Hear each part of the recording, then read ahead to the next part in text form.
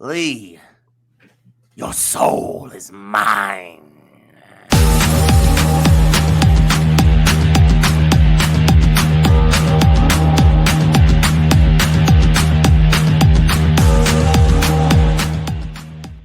Good morning, good afternoon, good evening, wherever you are. We hope it is good. Welcome to another edition of Geeks Who Like Sports. As always, I am Ray Carsillo in beautiful Los Angeles, California. Joined my best friend in the entire world over in beautiful Philadelphia, Pennsylvania. Lee Elias. Lee, how are you doing today? Mere days from spring, Ray. Soon, in just a few days, the sun will go down after 7 p.m. and will not go down before 7 p.m. for months. And Ray, this is the time of the year. As a hockey person, as a cold weather person, I've made the proclamation that I've had enough and I'm ready for the spring. And I say that usually around February and early March. I've had enough. I'm tired of it. Yes. I don't need the cold anymore on this side of the country. And I'm ready for the nice weather to come. And for you, that means swelteringly hot temperatures for no reason. Yes. We had first spring last week. It was in the 80s, and now it's back down to the 60s. And then we'll have a couple of weeks of rain, and then we'll have proper spring. And then by Memorial Day, it'll be 115 degrees, and it'll be fire tornadoes everywhere. So yes, fire tornadoes. Yeah, completely normal in the state of California. The new normal, relatively new normal, last 10, 15 years Nobody or so. has fire tornadoes better than you. You have the best fire tornadoes. We have the best fire tornadoes here in California. They are the best. They are the best. Nobody does it better than you. They're covered in gold. No other state has the cards. You have the cards. We have. Anyway, we got a great show for you folks. We're not talking about that at all. We promise. No, yes. We've got wrestling. We've got a little bit of football. We got a little bit of baseball. A little bit of hockey and basketball. Got a little bit of geek stuff. But overall, just an overall solid week, I think. We're gonna kick things off. Actually, with a little bit of basketball. Speaking of the spring, we got March Madness around the corner, but we're not going to talk much about that. Although, congratulations to St. John's. Rick Pitino, first coach ever to win their conference with 5 different teams. St. John's is officially the Big East champion, or going to be, I think. I just want to double check that. That's basically locked in. But yeah, that's a big deal for that once great program that really hasn't been relevant since the 80s, and one of the greatest college basketball coaches of all time coming in and really turning them around in just a couple of years. And but we're going to talk about the NBA. But Lee, are you excited for March Madness? Are you excited for college basketball? I just get excited for the tournament. I don't follow college basketball till the tournament, but. Yeah, I'm a little more, this is not going to be a surprise. I'm a little more excited for the Frozen Four, the Frozen Face-Off, which is, the college hockey's version of that. Yeah. But March Madness is a great time. I mean, look, it's fun to follow when you get some underdogs, and you always do. And, I'm not into it like other people are, like where people are missing work, but I follow it. I'll be honest with you, Ray, and I have no problem admitting this. Women's college basketball, women's professional basketball has been more entertaining to me over the last couple of years than, the NCAA men's division or men's basketball. I'm just being honest. And again, it's not me being like women's sports. I'm all for women's sports. It's just been more entertaining. The storylines have been better, and I've been more interested to watch. Yeah, no, I don't blame you. And yes, I just confirmed first time in 40 years since St. John's has won the Big East. They beat Seton Hall on Saturday by 10 to lock it down. So that is I thought I read that properly. Anyway, I'm all over the place, folks. So sometimes I you dunked and then you took the ball out of the hoop and you threw it full court the other side, but you nailed it. Yeah. So there we go. There we go. Anyway, but yeah, talking about that, we're going to talk briefly about the NBA. It's getting close to playoff time for both the NBA and the NHL. The NHL trade deadline is this Friday.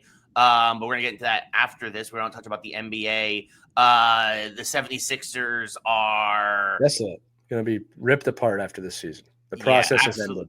The process is over. Embiid is hurt again the rest of the year. He'll have officially have been hurt at the end of the year. I think more games than he had played. I don't know what the hell is happening with that basketball team when they were on the fringe of really going to the finals. Yes. For several years, and then all of a sudden, team is completely falling apart. They've lost their way. They need to rebuild. I mean, I would love Embiid to be a part of that, to be honest with you. But the truth is this, that guy wants to win. We're not going to bring it to him. unless some radical changes happen. They brought in the coaches, they brought in the players. It's not happening. And I got to remind Sixers fans all the time, especially now that Philly is becoming the city of champions, that the Sixers now are the only team amongst the three teams who have not been to a championship series since 2001.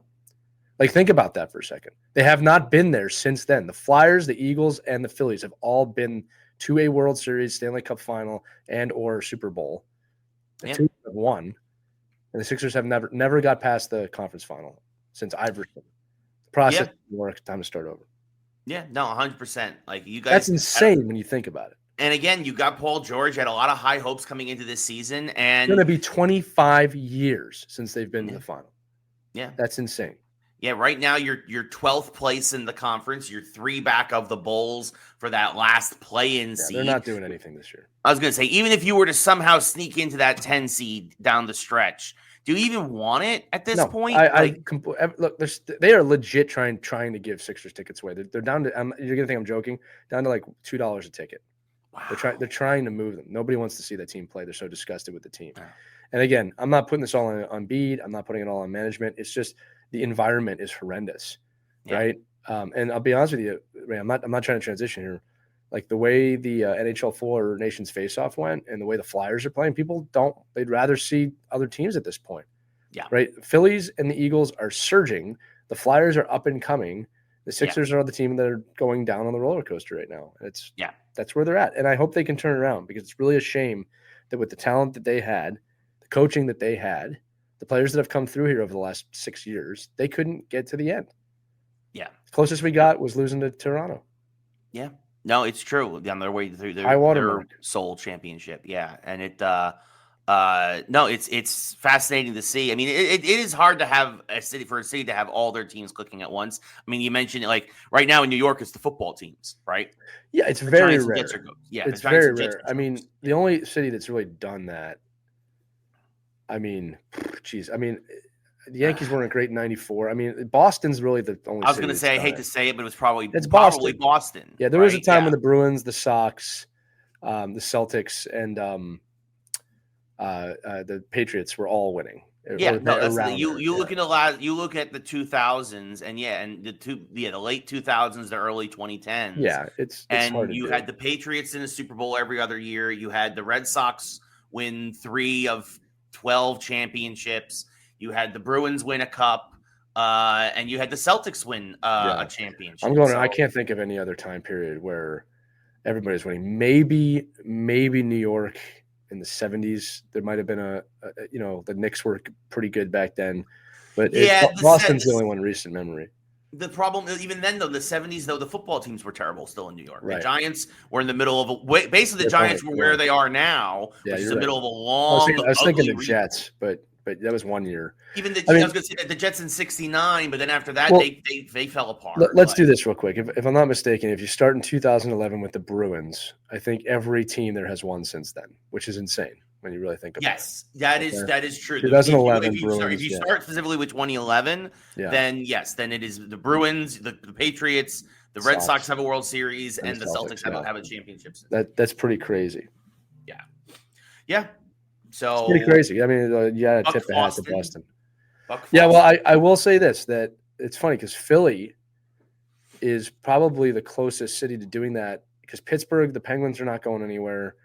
The Phillies, Eagles, and Flyers are coming up. The Flyers are clearly going the right direction. If the Sixers get it together, there is that chance that all 4 teams could be humming here. But maybe with the new stadiums and things like that, the Eagles look to be good for a while. The Phillies to have actually, this is a big contract year for the Phillies, so we'll see what happens. Yes, they did keep everybody together though. This is a make or break year for Philadelphia for the baseball. Well, like I said, all the contracts, and the people wonder why didn't they make more moves. Well, all their contracts end this year. Some Schwarber's this year, I think Bowman's this year. There's a lot of teams. We're going to get into the baseball with a lot of teams conscientious of the luxury tax. Yeah. Even the Yankees. The Yankees made their moves and they stopped because they didn't want to go over the luxury tax without trading some of their other high-end players to free up that money. Let the Mets have all that crap. Well, and that's the thing is, I mean, again, we're going to we can get into all of that. I can't wait for that not to work. The Mets have. We're going to get back to basketball. The Mets have no pitching. The Mets have no pitching. Can't wait for that not to work this year. Jose Quintana just went to the Brewers, by the way. So even the last remaining free agent pitchers who have pitched for the Mets, but Ray, they spent the money, so it's going to work. Luis Severino went to the Athletics. Jose Quintana went to the Brewers. Right, they spent the money. They're trying to turn the Yankees' former closer into a starter. That's the Mets' brilliant. They're gonna win. Anyway, speaking of winning, going back to basketball, my Knicks are solidly in the 3 seed right now in the East, 40-20. I mean, look, you win 2 out of every 3 games, you're gonna go places in every league. Every league that's a winning formula. You win 2 out of every 3, you're in the playoffs. You're gonna probably do some damage. The Knicks right now would take on the Pistons, who have really great job for them, have really kind of turned things around this year. Not going to lie. Again, we've still got 20 games to go. Not worried about the Pistons as a Knicks fan. I still think the top of the East is Boston. Speaking of Boston, we were just talking about them a little while ago. I still think Boston. I know Cleveland they have another 10-game winning streak right now. I know Cleveland has had an amazing year. They got off to a historic start. A lot of times these teams that go off to historic starts don't finish. We'll see if the Cavs can be the only, one of the few teams to can. But I think, again, still, I said it last year, and if it wasn't for injuries, I would have been right. Boston, New York. I'm still picking Boston, New York in the final this year. So yeah, I think that's a safe bet. East final. Yeah. Well, obviously. Yeah. I think that's a safe bet. That's the final we want. You know what I mean? Yeah. That's what people want to see. Look, New York needs to get back into the limelight with the Knicks. Yeah. New York was for the longest time a basketball city. Yeah. I don't think it has been for a while. I mean, we're a basketball city. Yeah. I don't know. It's been a basketball city since I would say the early 2000s, right? Yeah, there's that 99 team. It was thriving at that time. But and obviously in the mid 90s when Jordan retired, the Knicks were able to then catapult themselves to the top of the East. Imagine that. Yeah. But yeah, no, this is a chance for basketball to really establish itself again as New York to establish itself as the Mecca. But again, they have to win a championship. The Knicks haven't won since 1974. The Knicks haven't won in our lifetimes. 50 years. So we'll see if this is the year. Probably not, but we'll see. Who knows? Fingers crossed. They're fun to watch. It's been a long time since they're competitive. Listen, only one team's going to win. They're competitive, and that's all that matters. Yes, it's been a while since we've had a fun Knicks team, and Brunson and OG and Josh Hart and all these guys are fun to watch. So can we transition to the NHL, Ray? Because another one of my predictions has come to pass, and I would like you to give me my flowers. 1 second. I will give you your flowers, but I quickly want to just mention the West because we want to also get into the trade deadline for the NHL, but I want to talk quickly about how the trade deadline for the NBA, at least for the Western Conference, really worked out for some. I like hockey. No, I'm just kidding. I know you like hockey. Jesus, go ahead. The Lakers, since getting Luka, surprisingly, one of the best players in the world, now number 2 seed in the West. The Lakers have been on a tear. Yeah. I mean, the Thunder are still running away with the conference. You have like a kind of a bunch up between 2 and 5. And then, but like the Lakers have really established, like the Lakers are going to be a threat now because you have LeBron and Luka and they are clicking. They look phenomenal. And also it needs to be mentioned, Jimmy Butler going to the Golden State Warriors. The Warriors now have jumped up to the 6th seed. The West suddenly, it looked like the Thunder was going to run away with it, but now you have these perennial, more traditional powerhouses and the Lakers and the Warriors suddenly coming up right up behind them. Suddenly the West does not seem to be as clear-cut as it once was. Lee, thoughts on both these trades working out for these teams? Because this is what happens when you get, great, you give up nothing and get great talent. This is what I hate about the NBA. I mean, it's just like, I'm trying to think of a metaphor, man. It's like trading cards and like you got the best 5 cards. Like what's the point of me watching if you can just buy your way to the top? Yeah. I mean, I'm gonna be honest with you. It's just like basketball is a game. You can get 1 or 2 players and change your whole franchise. And because you only have only 5 guys on the court at a given time. Yeah, it's tough for me. It's tough for me. But I mean, what are my thoughts? Yeah, it's predictable. But the Lakers were going to be great. I mean, would you bring that guy over there? I mean, that's predictable. Yet LeBron and him, that's not a team that's going to suck. Yeah. Yeah. That's I mean, to be honest with you. Yeah. I mean, no, there's really nothing else to say. It's the truth. It's like, I mean, what do you want to say? That's predictable. Well, yeah. And because especially, and again, even though obviously there's only 5 guys on the ice plus the goalie in hockey, there's the shifts, right? Like in basketball, a lot of these times these guys play 90% of the game. Right. Yeah, I mean, I get it. I understand that, but it's just like, again, this is like what they said about super teams a long time ago. And, you know, again, people always say, oh, the Bulls were a super team. They're pretty homegrown outside Rodman. Right? Yeah. I mean, they drafted Jordan, right? They went and got Rodman for the second three. And Pippen. Like, nobody wanted Pippen. Yeah, they got Pippen. They built that team. Okay. Like, that wasn't like the, you know, I want this guy, I want that guy, and I want this guy. Yeah. Now, they found Tony Kukoc. You know, they did all that stuff. That wasn't like, well, I just want to play with these guys. Yeah.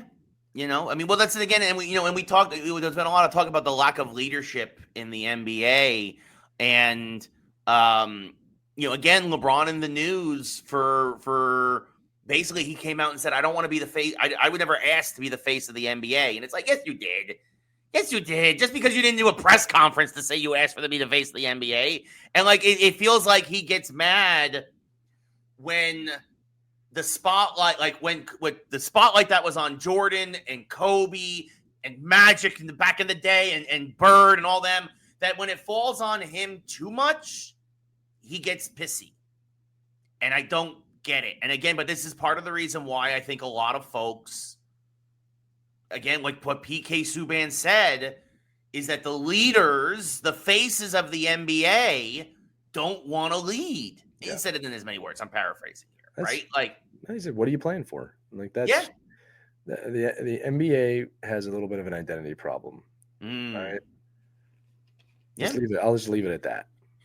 Jalen Brunson and the Knicks should be the new face of the NBA. I think Jalen Brunson would. Absolutely, would I think Jalen Brunson should win a championship and should take over as the face of the NBA. Please. Anyway, moving to hockey. It's time, Lee. Oh, this is my favorite sport. I like it. Yeah, this is your time. Yes. Things are getting interesting. We're what about 72 hours away from the trade deadline? Yeah. Rangers just made an interesting trade. Did they? Dumping, I mean, we'll get into Jimmy Vesey and Ryan Lindgren for Dahan and what was the other guy's name? That's a good trade. Basically Parsonen. And basically this was getting two guys who were not happy with their roles on the Rangers out of town for draft picks. Right. And you thought that some of these trades the Rangers have made this year hurt the team chemistry. Immediately, these trades helped the team. The Rangers win back-to-back games via 4-0 shutouts against teams that they should beat 4-0 in the Predators and the Islanders. And it's time for Lee. It's time for your flowers because you said that the Rangers might be going to turn it on. Yes. There we go.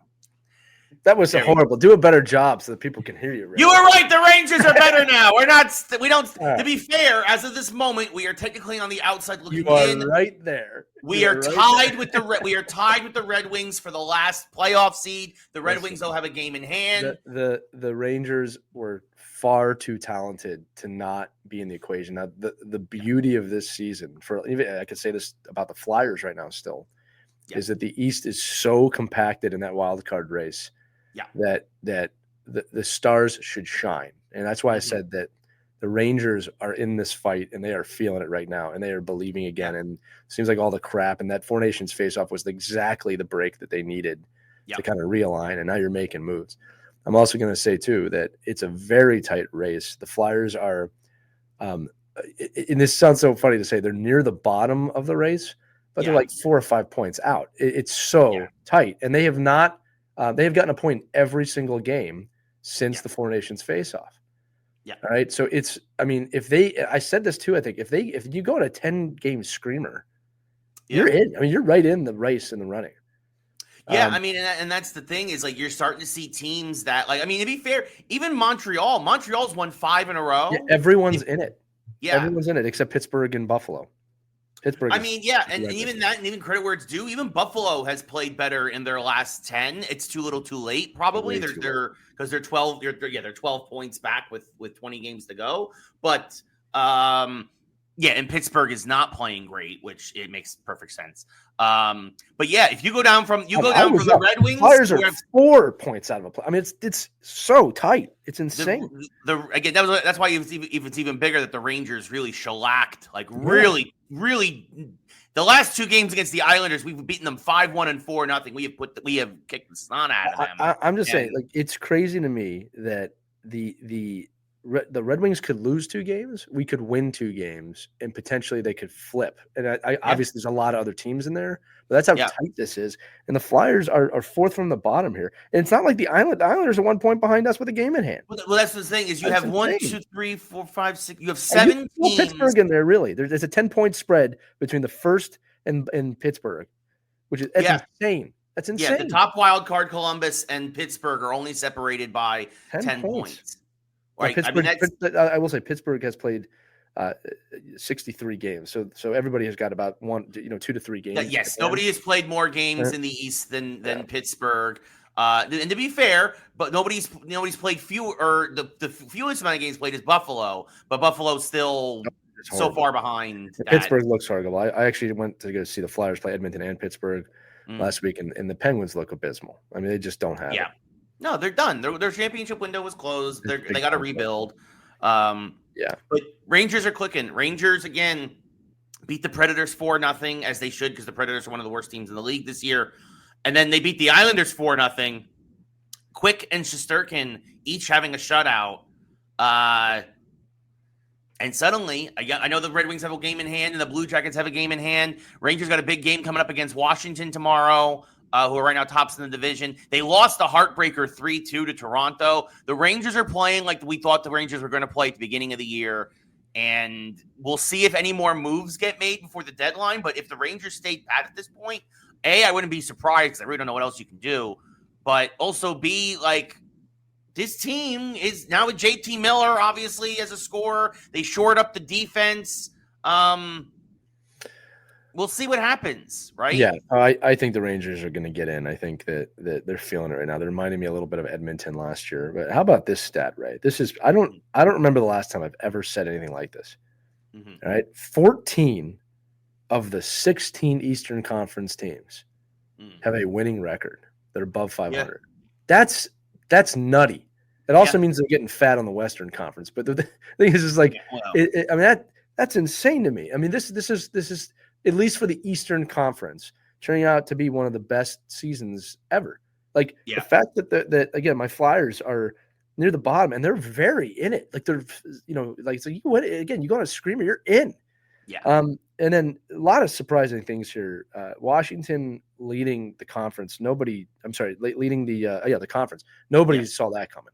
All right. Yeah. I really thought they were down and out, but they made some incredible moves. Everybody's feeling the Ovechkin thing. You got to give Columbus tremendous amount of credit for losing. You lose Goudreau in the worst thing ever. Yes, and they're finding a way. It's a rallying cry. Yeah, right. I mean, everybody else that's there, especially in Atlantic, Toronto, Florida, Tampa. They're going to be there in some form, and they're all fighting each other for that division. And then the Metro, Washington, Carolina, and New Jersey. Not surprised about any of those. I mean, some people said New Jersey. I'm more surprised like Boston's not there right now. Yeah, I mean, well, the thing is, I'm surprised Boston has fallen. Even though that's Atlantic, excuse me, but like, yes.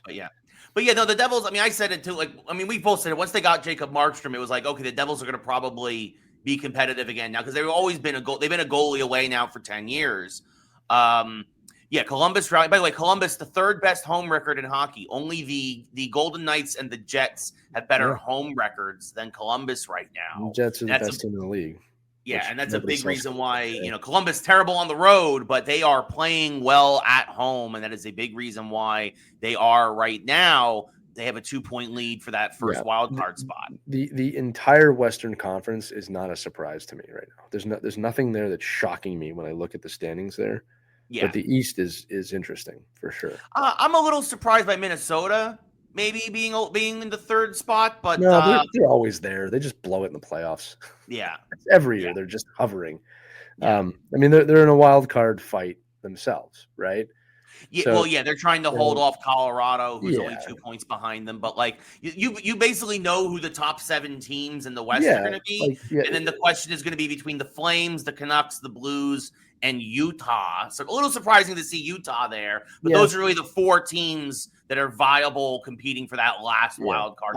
I cannot tell you who's coming out of the East. I can, with confidence, tell you who I think would be coming out of the West. Right.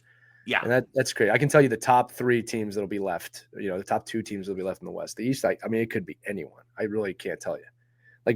While the Capitals are the top team in the East, that does not give me confidence they're coming out of the East. No, So, it's interesting, right? And Tampa Bay is still right there. Actually, I'll say this. The only surprise in the West, which is abysmal, is Nashville, who made some amazingly high-profile moves against Steven Stamkos, Marchessault, and they are just miserable. In fact, Stamkos accidentally, God bless him, he put the puck in his own net last game on an empty netter. It was attributed to the goaltender scoring. Those trades, at least right now, did not work. It doesn't mean that they won't figure it out next season, but you got some real tested players there. It's not working. So that's the only team in the West that's shocking me. Yeah, I didn't expect the Predators to be this bad either. But yeah, to your point about the East getting fat on the West, like the 3 worst teams in hockey are the Predators, Blackhawks, and Sharks. They're well solidly at the bottom of the West. I mean, San Jose deep into their rebuild. Yeah. Well, they're San Jose has some with Macklin Celebrini, at least something to look forward to. But I look at Chicago and it's like, all right, you got Connor Bedard last year. Everyone was excited about that. He did nothing to support the kid. Yeah, and he's not having a horrible second season, but it's like, now you got to win. And the thing is that nobody wants to go to Chicago. No, why would you? Yeah, it's kind of they have a problem there in the league. I mean, Bedard's got 49 points, 16 goals, 33 assists, leading his team. Tuvo Teravainen in second. It's just, I'm looking at this lineup, and there's some good players here. Don't get me wrong, but this is not going to work. You got a 19, 20-year-old as your leading scorer, which is cool. But you got to surround him with something, and they're not ready to make those moves yet. So we'll see what happens. Yeah, no, it's going to be interesting. The draft. Yeah, they're trying anyway. But yeah, it's going to be interesting to see what happens going forward the West. And then, and actually, so the 4th worst team would be the Sabres, then the Kraken. So 4 of the 5 worst teams in hockey are in the West. Right yeah, it's interesting. But it really has been a great season. And now that we've all recovered from the 4 Nations face-off, Canada keeps trying to rub it in our face. We're like, we all moved on from that. You guys should too. But it's looking really fun. Every game is watchable right now, and I've been watching a lot. Also want to note for you, Ray, my fantasy hockey team went from about 9th to 3rd in the last 4 weeks because of some crafty moves by myself. And I had Ovechkin, and apparently him coming back into the lineup after breaking his foot has been very beneficial for my team. So imagine that, basically averaging a goal a night. Yeah, we're in the single digits now for the Gretzky chase. He's right there. Yeah, it's about 10. I think he's 10 to go to break it. 10 to break, 9 to tie. Yeah, and it's going to happen this season. It's amazing. The drama that was added of him missing, he would have done it already if he didn't break his foot. Oh, 100%. 100%. This guy's super motivated. He is possessed to break that record. Yeah, I think his teammates, and they know it, and they're trying to give him the puck. I mean, every empty net situation, they're trying to give him the puck. Right, yeah. He's already set the empty net record. So. Well, here's the other thing, too. There's some stats going around. I've said this before. He'll break it, officially making him the greatest goal scorer of all time, but he already is. I mean, when you look at what he's doing at his age versus what Gretzky did at his age, same age, it's not close. Gretzky had 9 goals when he was 39.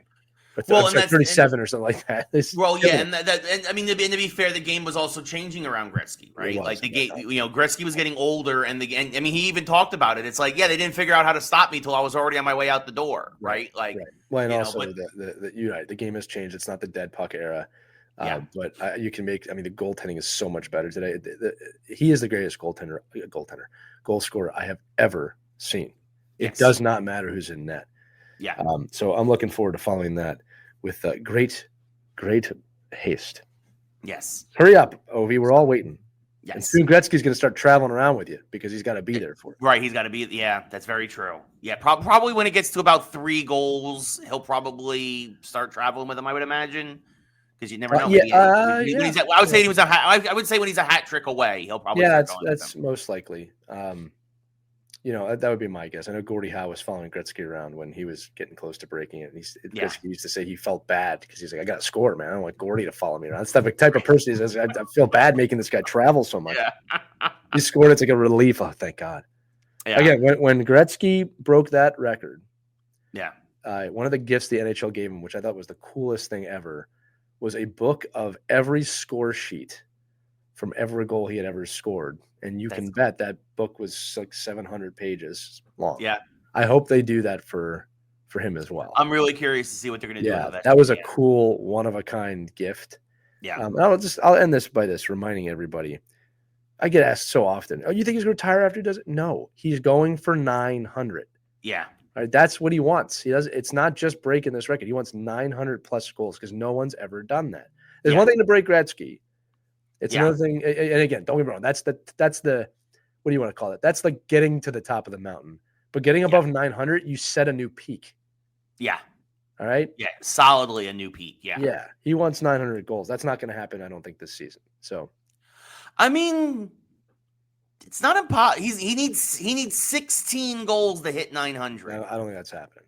Yeah, he would need a goal a game basically the rest of the way. I don't think it's going to happen. Plus, I don't think he's done after this season. I just don't see. No, that. I think he's going to play at least one more year. I agree with that. I imagine he'd play as long as Crosby does. To be honest with you. Yeah, I mean he's 39. He'll be 40. He'll be 40 just before the start of next season. I was 39 once. I'm still 39. I always hate remembering that he's younger than me. Yeah, he's 5 months younger than me. You know what I hate, Ray? When I was growing up, like me, people would say things like, "Yeah, well, he's from my draft year." I'm like, "Your draft year? Were you drafted?" No, it's just my draft year. I'm like, well, you got a little gumption saying my draft year. I mean, you might want to say we're the same age, or he's a year younger than me. Yeah. But my draft year, Ray, I don't ever say my draft year. Yeah. All right. I don't like to judge. Really, you know me, Ray. I'm pretty curious. But when someone says, that guy's from my draft year, I go, okay. At least lie to me and see. I mean, I had fantasy draft. I was drafted in fantasy. And Alex Ovechkin, man, we'll do a full talk about that when you do it. But I'm gonna say it again, greatest goal scorer already. Been a bit, him and Crosby now coming to the pinnacle or the ending of they're in the twilight of their careers. Yeah. What gifts. And Ray, I'm writing a book right now about 90s hockey, and it's funny because when you look at the end of the 90s and really what led up to the 2004-05 lockout, which really is kind of the end of that era, we were gifted with these two guys, and they have completely, Crosby and Ovechkin, completely lived up to that hype, right? Yeah. And now they're gonna pass it on, and unlike we've got McDavid and everything, right? You got McDavid, you got McKinnon, you got Bedard. I mean, you got so much talent, and Makar. This is one of the easiest baton passes in NHL history. It was not so easy after Gretzky left. The guys that were there after Gretzky that seemed obvious did not carry the baton. No, that's very true. Lindros, Yager did not, unfortunately, do it the way he was supposed to do it. Right. It just didn't happen. Yeah. Right. And Lemieux got sick, and Yeah. I mean, I will say though that McDavid's already done it. It's not like he's gonna nosedive, and the guy he's just got to win a Stanley Cup essentially. Okay, hockey, my favorite sport. Ray, I want to talk about our next football topics because they're good. Before we get to football, damn, every time I know. Before we get to football, I want to mention this is my theory. Because you did I wanted to bring this up. I'm sorry, you did say that you need to talk about this. I apologize. The rumors have been gaining. I've been saying this for months. You have. And the rumors are now getting steam that there will be a baseball lockout after this season when the CBA is up in 2026. And I wanted to transition from hockey to this because I feel like this could be an opportunity for baseball. As bad as a lockout will be, hockey reinvented itself in the 2004 lockout. right? 2005, excuse me. Yes. No worries. That's what I'm here for. Yeah. In the hockey lockout, I was just looking at Ovechkin was drafted in 2004. That's what anyway. This could be a chance for baseball. I mean, very similar position. They're losing all their TV rights. Yeah. Right. They're people are leaving the sport in droves. People are calling it boring and slow. And like, this is a chance for baseball.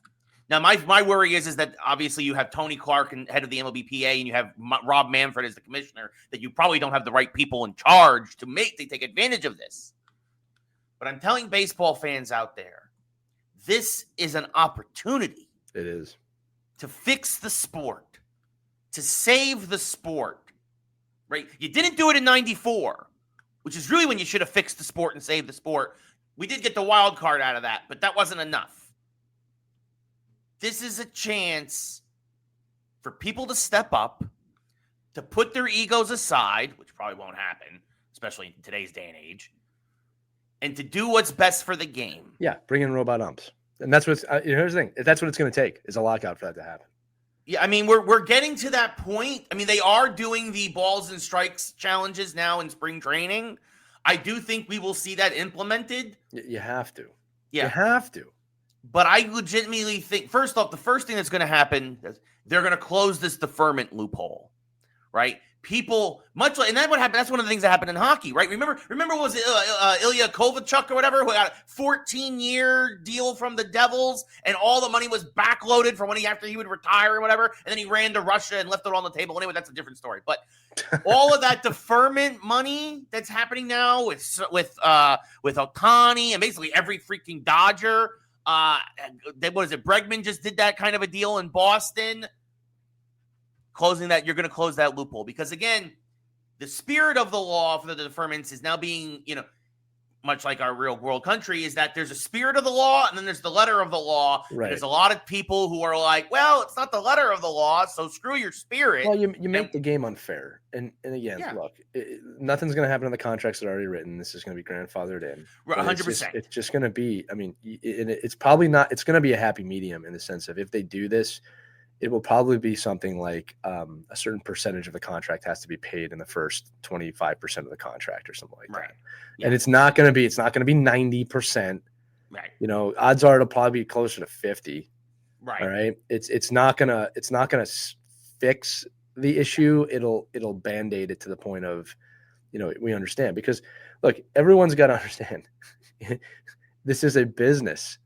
It is sports entertainment, very much like WWE. Yeah. Okay. And they're going to do what's best for business. You know what's best for business? Ohtani being on the Dodgers and however they make that happen. So my point is that the MLB is not going to screw its owners over. Right. But it will put something in place where people and fans can go, okay, whatever, we can do that. All right. The NHL lockout in 2005 was one of the dumbest lockouts in history. The players got absolutely nothing from it. Their demands were absolutely ridiculous. When it was over, a lot of players said, we didn't even need to do that. All right. But they made the best of it. I'm going to say it too, man. And look, Gary Bettman's going to retire in the next few years. Yep. And it is really a shame. And I wish people would debate me on this more, but I found out nobody can. And that's why it doesn't happen. Right. The guy has done more for hockey than almost anyone in my lifetime. He has not been bad for the game. For sure, yeah. Yeah, he's been very good for the game of hockey. Overall, yes. All right. Not every decision has been great. Right. Okay. But even some of the ones like we used to rip them for hockey in the South, you cannot do that at all. No. It's really just hockey in Atlanta doesn't work. Hockey in the South works fine. It's just Atlanta for whatever reason. And you can be damn sure he's going to bring a team back to Atlanta one more time. Try, even though he shouldn't. But I'm going to say it like Gary Bettman has been the best commissioner in sports over the last 30 years. I don't think anyone can deny that when you look at all the leagues. I mean, you can make an argument for the NFL, with not for Goodell. I was going to say Goodell, definitely not, but you can make Tagliabue. You can make a pretty good argument that he elevated the NFL to something massive. Yeah. I would say that, right? But Bettman has been a tremendous commissioner for hockey. Yeah. Right? When you look at it's been 31 years. When you look at what he was, it 92 or it was 92. Sorry, it's been more. It's been almost 40 years he's been doing this. Yeah, and you look at hockey back in 92 when we had a president, like the president of hockey. and look at it now, it's undeniable. Yeah. Undeniable. Yeah. So the MLB is dealing with way more money and way more loopholes. Just bringing it back to this, you got to figure that loophole out. You got to bring in robot umps. Yeah, I'm glad. I hope to God they bring this challenge system in this year, right? Because again, that's one of those things. Fans will go, okay, I can live with that. Yeah, 100%. It's super quick. It's super quick. It's seconds. Well, it's because they already know. Yeah. No, exactly. It's the same way we know at home. Yeah, you had the computers. Yeah, I saw one yesterday, Ray. I saw one yesterday that gave an accuracy within 0.05%. Yeah. The human eye can't even do that. I don't know what we're waiting on at this point. No, and by the way, the same thing in NFL, you should do the same thing by putting a chip in the football already for first down markers. Like, pretty easy. You played with it, you said no, and now you're like, we're going to revisit that after everything got screwed, after the Bills got screwed again. But anyway, the foosball. The foosball. But yeah, I think like, look, and here's the thing. Baseball's never going to have a salary cap. They needed to institute that in the 70s when they had their chance, and they didn't. Yeah. Now it's too late. You can't put that genie back in the bottle. No, they make enough money not to do it. That's where luxury tax comes in. Well, yeah, that's where the luxury tax comes in. And I mean, look, and maybe you want to put maybe a ceiling on individual player contracts, do something like what the NBA does with like a max contract or something. Maybe that could be worked in or something. But this is, there's going to be a lockout. They're not going to do shit with that. I'm going to say it right now. Probably not, but I can hope. But because nobody should be making the money that they're making, but not to play baseball, but I'll say this again. I think that there's going to be a lockout. Get ready. After this year, there's going to be a lockout. You're going to lose a year of Ohtani and Judge and Soto, and every star in the game right now in their prime is going to lose a year because baseball can't get its act together. But hopefully, at the end, you'll get all of these TV deals. That's the other thing. The one thing that the NHL didn't do and also needs to do, and that baseball should take this opportunity to do, is fix the blackout rules, as in get rid of them. Okay, you want to grow the sport? Make it so that people can watch the damn sport. Like, it's pretty freaking simple. Yeah. Like, that drove me nuts yesterday with the I don't have NHL Network, so I couldn't watch the Rangers and Islanders. I'm like, anyway, gosh, don't make me pay for a whole nother channel just to watch 3 games a year. Anyway, but moving on, speaking of television and speaking of all kinds of stuff, Hard Knocks is on life support. Yeah, of course they are. The New York Giants have killed Hard Knocks almost to the point where they can't even do the NFL anymore. They're going to college to follow Bill Belichick with brilliant. UNC. It's brilliant for Belichick. He's going to get to show everybody he's the greatest coach of all time, and he's going to get his NFL job back. Yep. This is playing out perfectly for him, but I would not be surprised if Hard Knocks just stays with college football after this. I also think you're going to see a lot about the transfer portal. You're going to see a lot about salaries. Yeah, after Belichick, you go to Dion or something. Right, I'm actually pretty interested in this one, more so than the NFL ones. Like, I don't want to see subpar NFL teams talk about giving away the best player in the league. Well, and that's the thing is that every year you look at Hard Knocks, it's like Hard Knocks with the Miami Dolphins, Knocks with the Cleveland Browns. It's like, it's the bad teams that are trying to drum up interest and support in their team. And that's why the Giants last year, because we know they're in the middle of a rebuild and have been in the middle of a rebuild. And the Giants, the Giants was such a disaster. And everybody in the organization was so embarrassed. And that's not going anywhere, by the way, people. That's going to be around for a long time. Those memes, those moments are now locked in forever. I mean, honestly, short of Joe Shane turning this team around in the next 2 years and winning a Super Bowl in the next 4, he will never work in the league again. I'm going to say this. This was a career ender, possibly. No, it was so bad they mercied him into being the GM again. I really believe that because I think they really know. Because I don't think he's a bad guy. I don't know. I don't think any of these guys are bad guys. And I guarantee you that decisions I think they're dumb guys. I think decisions like this happen across professional sports all the time. 100%. All right. And I think they just caught this one on camera. And I think the Giants said, you know what, listen, you're a good guy. We will. This is our fault that this happened. We're going to give you another year. All right. And with a quarterback of your choosing. Yeah. Oh my God. I mean, it's rock bottom for the Giants. Only one way to go now.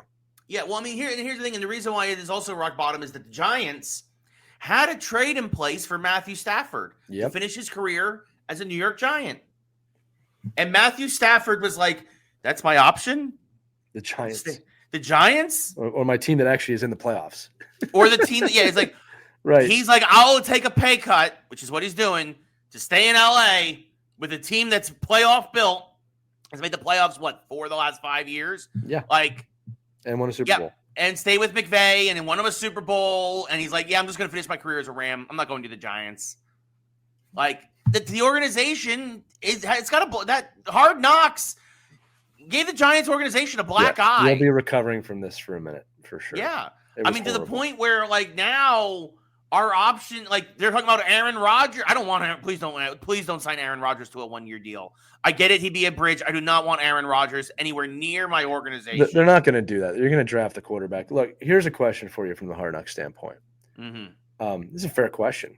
I don't know if you can get any better. I know this hurts the Giants. I don't know if you can get any better TV than that.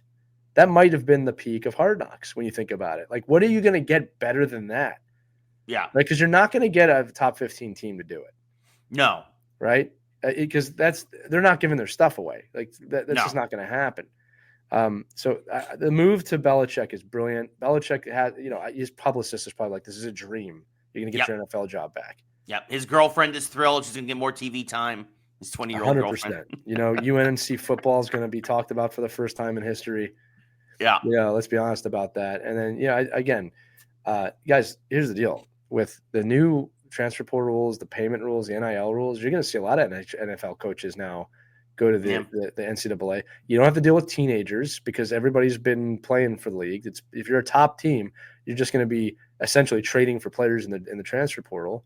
And on top of it, and I say this all the time, Ray, you only have to deal with these players for a few years and it resets. Yep. You never get old in a college football environment. You never get old. You do the same message for 50 effing years. You won't get old. In the NFL, you get old. Yeah. Yeah. No, I mean, and again, that goes back to even we talked about Patino at the top of the show. It's why wherever he goes, his method works because it worked before. And to your point, in college, you don't have to change nearly as much as you do in the NFL. No, you got to evolve with the times, but that's a lot different than changing the message in the room. You can get old 100%. Real quick. All right? 100%.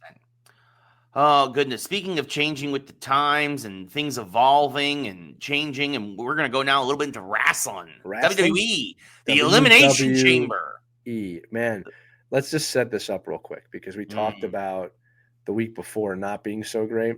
And I believe I'm gonna ask for some more flowers here, Ray, because I did say, I'm going to let you describe it, that the WWE tends to right itself. They tend to find a way past the bullshit. And I think that they did that at Elimination Chamber. Yeah. Yes. As bad as The Rock's first promo was, the possibilities of this payoff are phenomenal. Yeah. It was just too long and stupid. They could have been accomplished in 4 minutes. That is the thing. And we kind of said it. It's it wasn't that the message was bad or what it was setting up. It was that the way he said it and the meanderingness of it. Let's just replay it real quick. So, The Rock basically talking with Cody Rhodes about, your soul is mine. And I want your soul. I want your in which he should have said a little easier or better was just that you've proven yourself worthy of being a corporate champion. Right. That's what he should have said. Yeah. And I want your soul. He didn't want to reuse the language of the Attitude Era. Sure. It felt like he was. You have proven yourself worthy of being my champion. Would have been a better thing. All right. And the time will come when I will ask for your hand. And that's it. It could have been a 1-minute promo, but he can't do that because he's The Rock. Right. And just left us with that. It's what does that mean? Yeah. Right. And then again, what is going to come out there is he should have reminded everybody, I have this dirt on you and I will bring it out. See you next week at Elimination Chamber. Yep. And then let's fast forward. We get through Elimination Chamber.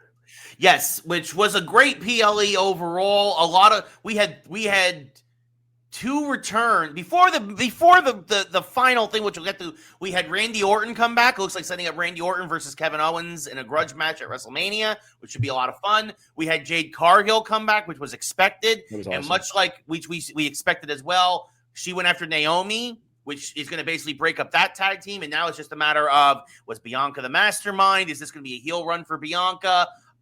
which is what everybody's been clamoring for a while. Is Naomi going to get a heel run? But basically, you're gonna break up that group, which also makes a ton of sense because they no longer have the tag titles. Let Liv and Raquel run with those for a while. Even though I am rooting hard against Bianca at Mania, because also, by the way, last night, surprise, super shock, Rhea Ripley lost the title last night on Monday Night Raw. Io Sky is your new women's champion heading into WrestleMania to take on Bianca. And I think part of that is going to be, either A, this is going to turn into, Rhea's going to demand her rematch at Mania. It's going to turn into a triple threat. Or B, Rhea will somehow screw Bianca to kind of get those two feuding with each other again because, because Rhea wants to dispel that she can only do anything when she's either chasing or having the title. I think also Bianca needs to be a heel. Again, I mentioned it, Bianca needs to be a heel again. I think that's going to be interesting to see how it comes out. A lot of stuff happening on Friday Night SmackDown with those stories. But it was a good PLE. And then it's the final two, the two that we expected. It's Punk versus Cena in the Elimination Chamber to see who gets the spot against Cody Rhodes. Seth Rollins, his obsession and anger with CM Punk, by the way, leading to a steel cage match next week on Raw. He costs Punk before he leaves the cage. Cena basically chokes out Punk. So again, Punk didn't tap. He choked out. He was choked out, which is good because it makes him seem he keeps him strong. Cena becomes the number one contender. It's like he said after the Royal Rumble, this is best for business. Hint, hint, hint, hint. Yeah, he did a good job. Yeah. Cody comes out, shakes Cena's hand. They both point at the sign, blah, blah, blah. The Rock comes out with Travis Scott. Yeah, the sign. Travis Scott comes out, which, by the way, I mean, we'll get into it. Travis Scott punched Cody and legit gave him a black eye and might have busted his eardrum because that's what happens when you have musicians who don't know what the hell they're doing try to do wrestling stuff. Anyway, that's a whole different story. Freaking joke. Celebrity wrestlers. Ugh. Anyway, The Rock comes out and he's like, Cody Rhodes, is your soul mine? And then Cody, of course, is like, my soul is no longer mine to give because I gave it to the people and to this ring years ago. Everybody cheers. Cena's like, yeah, that's great. And then Cody drops an F-bomb, which, PLE, you can do that, although I'm sure Peacock still wasn't happy about it. But he's like, go F yourself, Rock. And everyone was like, oh! Even Michael Cole was like, oh! And then Terminator Cena. It was so good. Dun, dun, dun, dun, dun. Dun, dun, dun, dun, dun. I'm doing the you can't see me. Dun, dun, dun, dun, dun. Anyway, Cena hugs Cody, and then Rock gives him the slit his throat signal. Cena low blow, proceeds to beat the living snot out of Cody. And we thought we were going to get a heel turn at some point during Elimination Chamber, and it ended up being Cena, corporate Cena, on his mad chase for a 17th title. For the first time, you can actually since Halloween 2003. Wow. John Cena is officially a heel, right? The last time Cena was a heel was leading up to Survivor Series, and then he became a face when he basically told Brock Lesnar to go F himself when Brock asked Cena to be part of his Survivor Series team. That was the last time that was when Cena went from heel to face and has been a face for almost 22 years since then. Literally since Halloween of 2003. And now we have heel Cena again. His last run in WWE, he started as a heel. Technically, he started as a face, but he became a star as a heel. And he's going to go out as a heel. I think he's going to win the title. I don't know if he's going to win at Mania, but he will win the title at some point. Yeah. He will break the record. And I can't wait for this. I am so happy. People have been clamoring for this for years, for him to go back to being a heel. I love seeing all the kids who are crying online from it. They're calling it the Break-A-Wish Foundation now. They're calling, which, by the way, I think WWE has already trademarked. see, they are leaning into the point where even in the press conference, Cena after the show came out, picked up the microphone from the table, dropped it on the table, and then walked out without saying a word. It was brilliant. It's brilliant. This is the most. I am so excited to be going to WrestleMania again this year because, oh my gosh, this is going to be great now. I am so here for heel Cena. It was beautifully executed. Yes. I don't think this is going to sound funny. I don't think Cena could have pulled off the Terminator face 20 years ago. I think there's something in whether it's his acting. He's a little old. He's a little older. Yeah, he's a little older. It's just the way you can hear it like dun dun dun dun dun. Yeah. It was a great turn. I actually think he does win this at WrestleMania. I hope so. And you have now heel Cena in charge, and it sets up your next baby face. Yes. All right. And I don't know who that's going to be yet. Yeah. Hopefully not Cody. It might be. It might not be. I mean, my I listen. It could be a lot of different people, a lot of different things. It could be. You go back to Roman if you want. There's a lot of things you could do. Yeah. All right. I don't think they'll do that. I think it's more likely an Uso will come up and do it. But well, you already have Jay going against Gunther. I know, but I'm talking about the following year. So and I don't know if Cena's going to hold the belt for a year. Probably not. But, no, I think that he drops it by. I think he'll win it here, and I think he'll drop it like at SummerSlam or something. This is what I think. I'm going to proclamate this now, so you can give me my flowers in maybe less than a year. Mm-hmm. I think that Triple H and The Rock and all these guys were in a writing room, and one of them went, "You know what? I really like Star Wars." All right, and last year's WrestleMania was A New Hope. You legit had Han Solo coming at the end. Come on, kid, let's blow this thing and go home. Yahoo! All right, it's exactly the feeling you got. The Death Star blew up, and you got your finish. All right, this is now the Empire Strikes Back year. All right, the Empire will strike back at WrestleMania. The bad guys will win, setting up Return of the Jedi. And I think you're right, Ray. That'll be a SummerSlam event. I don't think it's going to be another WrestleMania. Yeah. All right, Return of the Jedi. Who's that going to be? I don't know yet. Could be Cody. Could be someone else. Maybe it's Randy. Maybe it's Randy Orton. That's a good point. They're bringing people back. Yep. That's what I think they did. People love Star Wars, the original ones. All right. Yeah. So I think your Empire Strikes Back is coming. I think Cena 100% wins. It might be Punk, dude. Like there's a lot of. Well, there's possibility. There's rumors that Punk is going to call in his favor from Paul Heyman to make that a triple threat. Right. Like it's the Empire Strikes Back. It was a great turn. It paid off. Yeah. The Rock was pretty good too. I mean, like again, they found a way, right? They found a way, and now this is fun. All right, but seeing Cena's face turn, man, that was pretty good acting. Nobody. It's just you gotta go from the. And then the press conference was beautiful. Yeah, we can't do it. We don't have a gigantic upper lip. You have a little upper lip. Yeah. I can't do it. It doesn't matter. Yeah, Great job, WWE. Cena. Well done. It was fun. It was one of the top turn moments in WWE history. And now we've got 7 weeks to see how this plays out to build up to Mania. I will say, in a hindsight 2020, this makes a lot of sense. I'm actually a little embarrassed. Maybe we didn't call this one because it's like that makes a lot of sense. But all right. I mean, I think we mentioned that possibly Cena turns, but like it felt like it didn't feel like they would go that way. But it didn't. That felt like a long shot, right? Yeah. It was well done.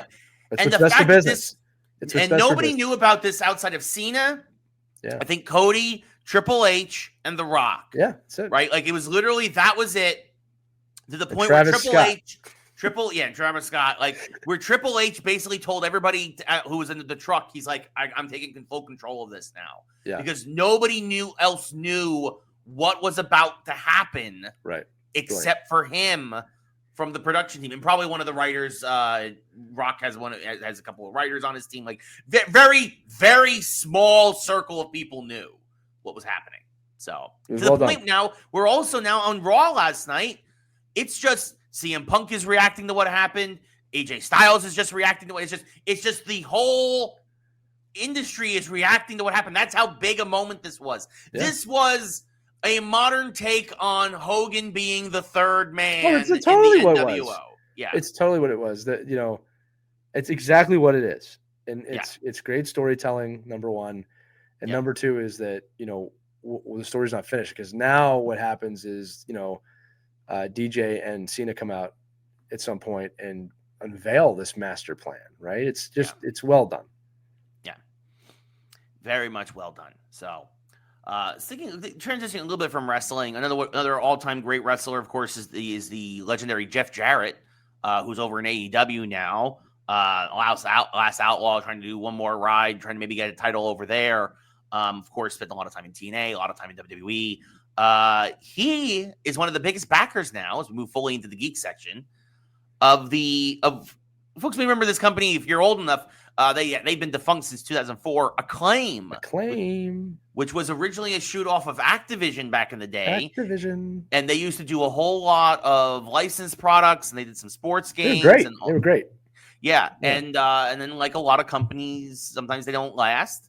But Jeff Jarrett is one of the primary backers between bringing back Acclaim as a game publisher, which honestly is a good thing because goodness knows we need more gaming jobs, and this obviously will bring more gaming jobs. But there's definitely, especially now with the way licensing is going in games, and there's so many IP out there, this is probably a good thing that maybe not the big publisher that they once were, or maybe a more boutique kind of smaller publisher. Maybe they'll focus on indies. Again, it's not easy.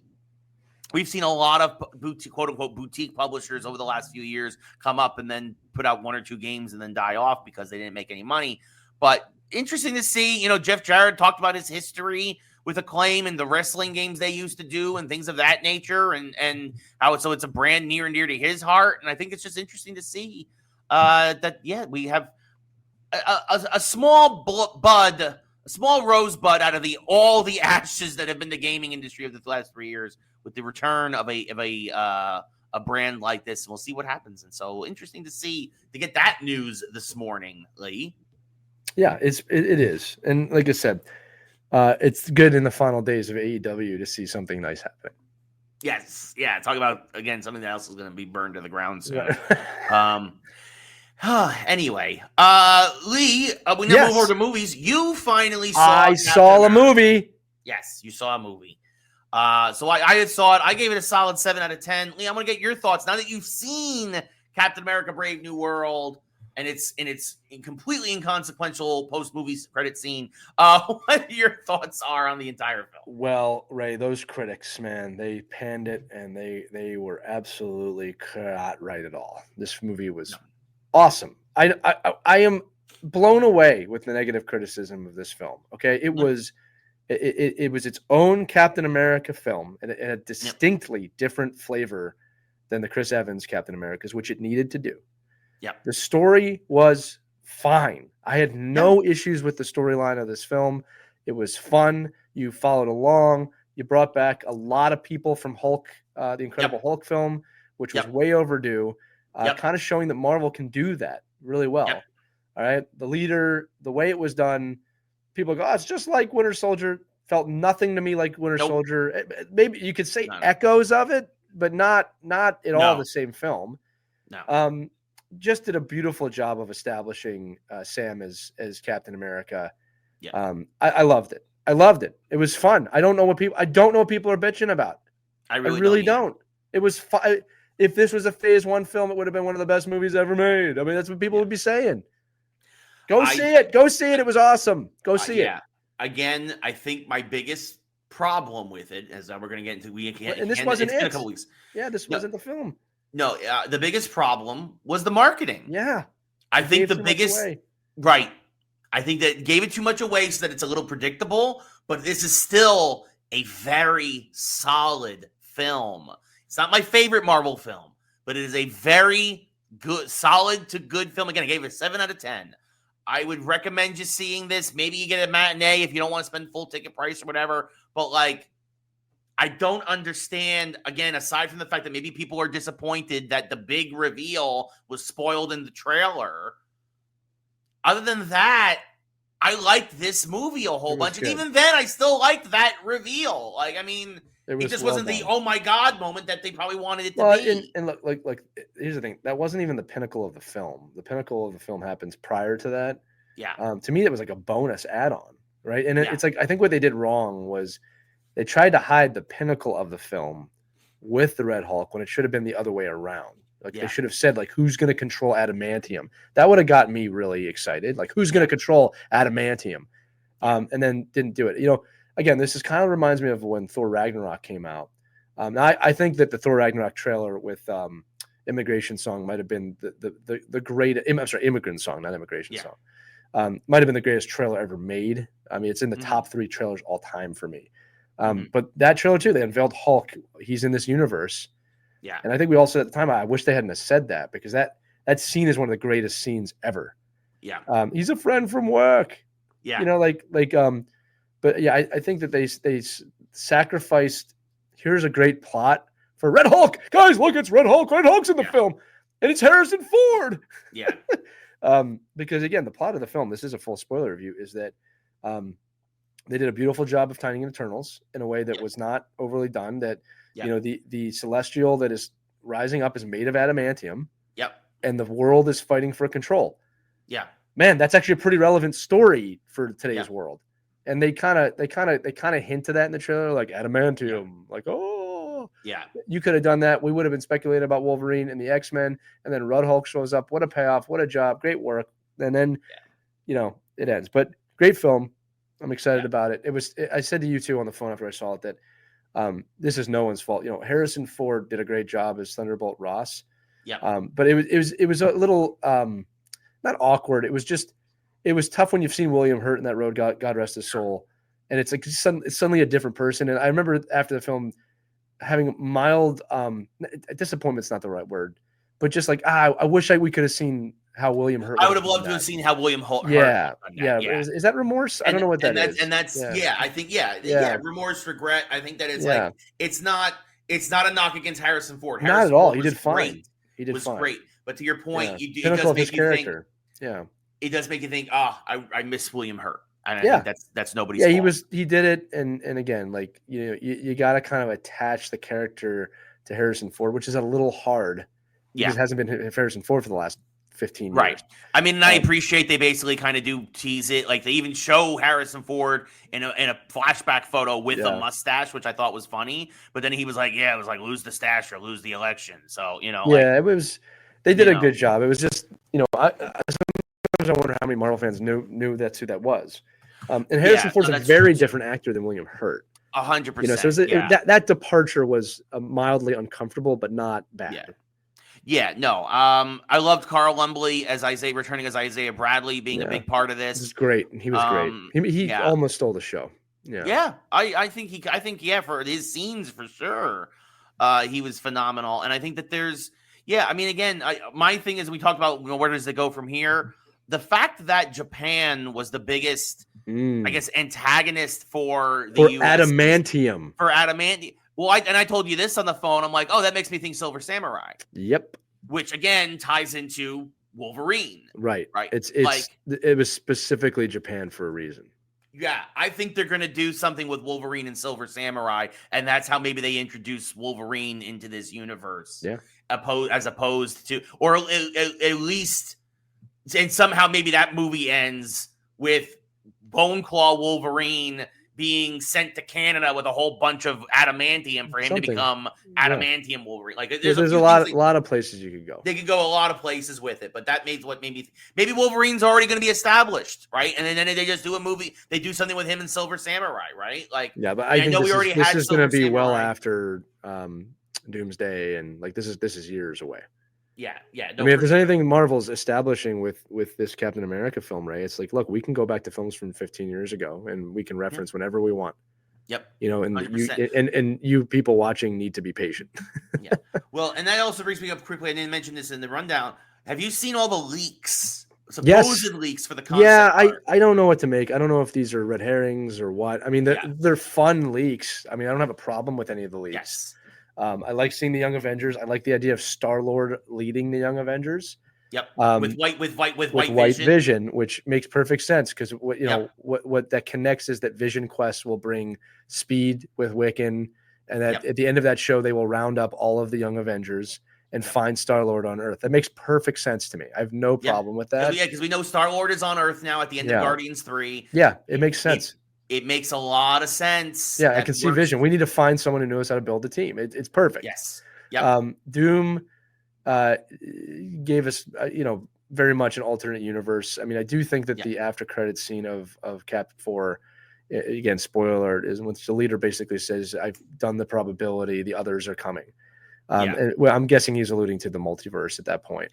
Either the multiverse or, again, from the one thing that came out was the end of Eternals was that there's more we know there's more Celestials out there. Yeah. We also know Galactus is obviously coming in Fantastic Four. So it kind of, again, is just kind of a very general, broad tease of the universe is getting even bigger. Yeah. And what I will predict is, and a lot of fans are not going to like this if it happens, is that we're going to find an alternate Earth where the Avengers are the bad guys, where yes, Tony Stark is Doom, or somehow becomes Victor Von Doom. I don't know. We're going to find an alternate universe where the Avengers, as we know them, are bad. You might get Hydra Cap or something there. Well, I think it's more likely that they killed Cap, and that's what led the way for this to happen. Yeah. Maybe you do get Hydra Cap. I don't know. But my point is that I think you're going to see an anti-Avengers. And I think that's also why, the other big takeaway from Cap 4 is we need to put the Avengers together again. Yes, that is the other big thing. Yes. Yeah. So he's going to rebuild the Avengers. Now, who's in the Avengers?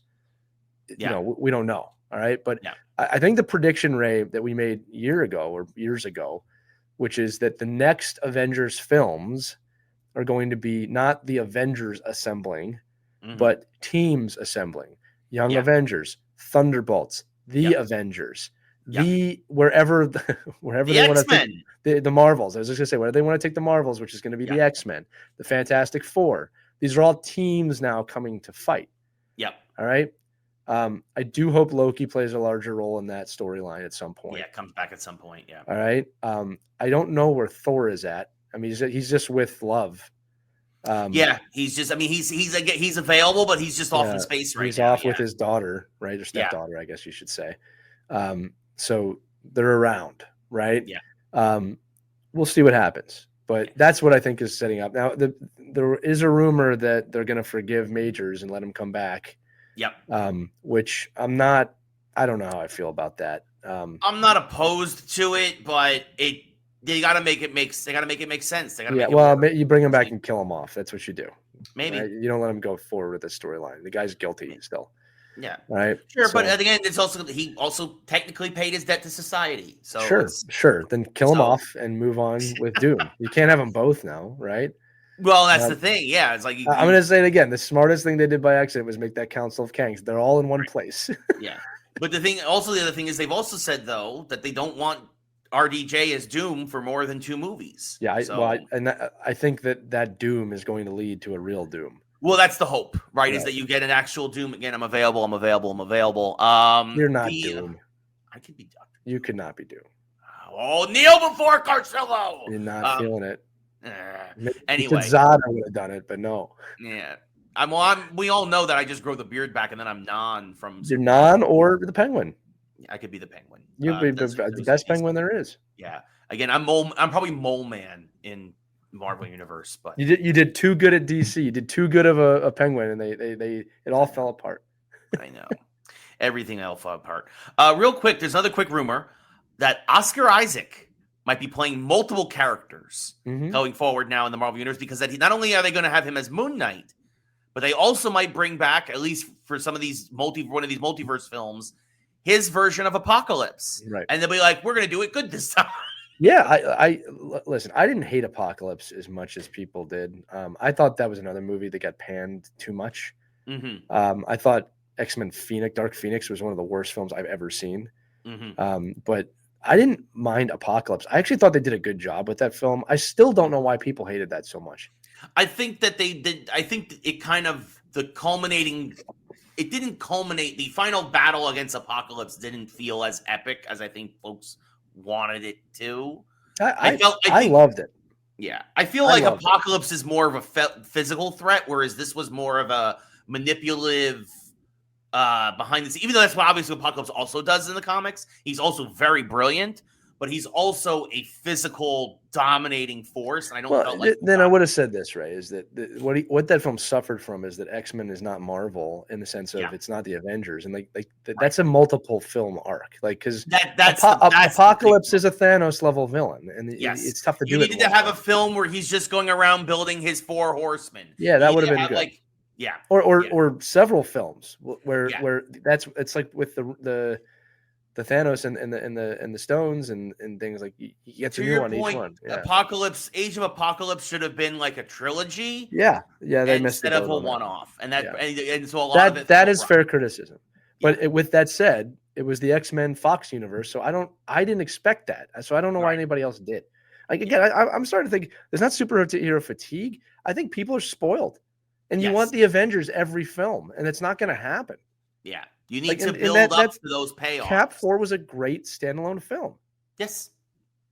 100%. Period.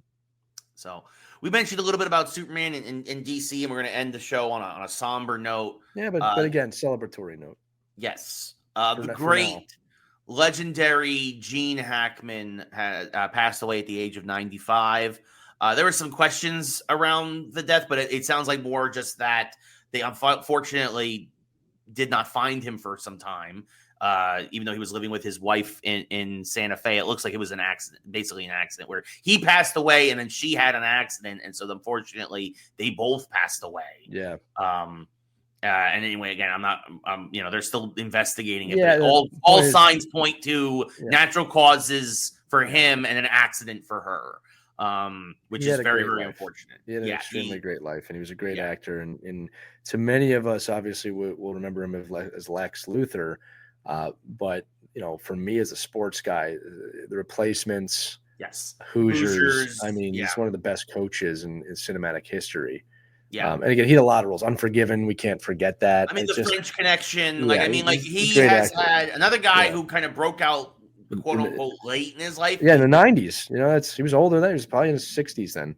Well, I mean, even at the French Connection, he was 35, right? And that was considered his breakout role, right? And then he plays Lex Luthor in Superman, and then does that throughout the 80s, and then really just becomes enemy of the state, just like banger after banger after banger. And and then he retired in his 80s. But also he had a cameo in Young Frankenstein. Like he could do comedy. Like he was just such a prolific actor. It is heartbreaking.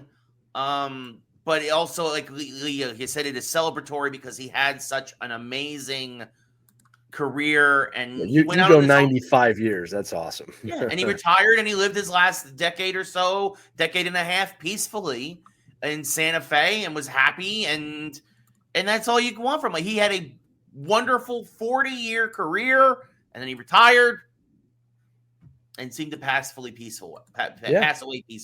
Right. Seems. God bless you, Gene. Yes, Coach. Salute you, Lex. Again, so many roles, so many just an icon, just a giant of the industry. You know what? We didn't even touch on this. We didn't even touch on it.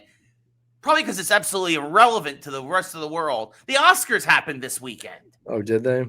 This is what I'll tell you about the Oscars. In my life, and this is not a shot at the films that won. Follow me here. Yeah. I don't remember not knowing so many of the films that have won an Academy Award.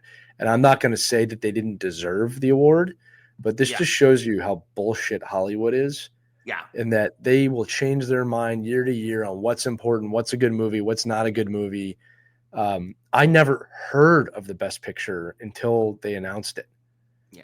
I saw Anora. I did. Yeah, but you saw it on probably a. I saw a screener. I got to see a screener. Was it good? Is it a movie of the year? Yeah. I think this is. I saw a fair amount of movies. I didn't see all of them, but I will say this was another one of those years where I think it was a very down year for Oscar films, and that it was probably a split vote. And I'll say Anora was solid, but because everything else around it was also just kind of solid, that it probably got like 25% of the vote, and that was enough to catapult it past a lot of these other films. I'm looking up the nominees right now. I'll tell you what I think. I saw Complete Unknown again, liked it a lot. I think Timothy Chalamet probably should have got the Oscar for that. Chalamet. That's part of the Oscars with Adam Sandler. He should have won something. I mean, look, I don't know. I didn't see a lot of these films, man. I just think, with what Wicked did, that probably should have had a chance. I know it's a major blockbuster. The thing is, though, is again, an adaptation of a Broadway musical is not usually going to win anymore. Go back 70 years and it does. No, right? Yes, you go back to the past of Hollywood. Yeah, but not in the modern times. I mean, it won best costumes, I think. Right? I'll say this, and that also shows you. There was Nora won 5 of its 6 nominations, but every film seemed to get something. Yeah, I just nobody watches the Oscars. Nobody. You watch the clips and that's it. Yeah, I mean, I had it on in the background while I played Avowed. I was playing video games and I had it on. So you weren't watching it either. I'm just saying it was they can't make their mind up. Hollywood's lost a lot of people. I think it's pretty obvious. No, and I think this year's a big thing. And I think, I also needs to be said. Mikey Madison won as Best Actress, and it's kind of not a surprise. Her and Demi Moore were the 2 front runners, right? And it's funny because there's been 97 Best Actresses awards. Mikey Madison marks the 14th one to win for playing a sex worker, which I always think is very interesting. And Demi Moore, the other front runner, is when you have a beautiful woman kind of uglier herself up, right? Charlize Theron in I can't remember Monster. the name of the movie now. Monster, right? Nicole Kidman when she won, and that was why it's it feels really weird that it's it always just seems to fall for the women in one of those two. If you do one of those 2 things, your odds go way up. That is really weird. You're right. 14 out of 97. That's a lot. That's a lot. It feels like. I don't know. That's something I noticed. That's a weird pattern. That's a weird pattern when you look back on the history. It is. Yeah. And 8 others were nominated. 8 others were nominated, including, funny enough, if you want to throw them in there, John Voight, also a sex worker in what was it? Midnight Rider or whatever, right? I think it was. Anyway. Hollywood. High moral. Hollywood. Yeah, it was. It's a bunch of BS every year, and a lot of the I really felt this was again a down year for films. And I've gone to more movies probably than I have in years past because I had nothing else to do. And yeah, again, Anora was fine. It wasn't a bad movie, but I was just kind of all right. Yeah, a lot of nudity. That was cool. I don't know. Hollywood's up its own ass. Let's just be honest. And that's really I don't even trust award shows. I don't trust reviews anymore. There was a time when we were growing up that you saw the Best Picture, and usually it was a phenomenal film. Well, and that's the thing. You look at. You want to talk about the disconnect between the people in Hollywood, and this was another good year. This year was a good example of that. Yeah. Right. So, and even at The Substance, a body horror film. I saw The Substance 32 years ago. It was called Feats of Clay in Batman Animated Series. Come on, it was Clay.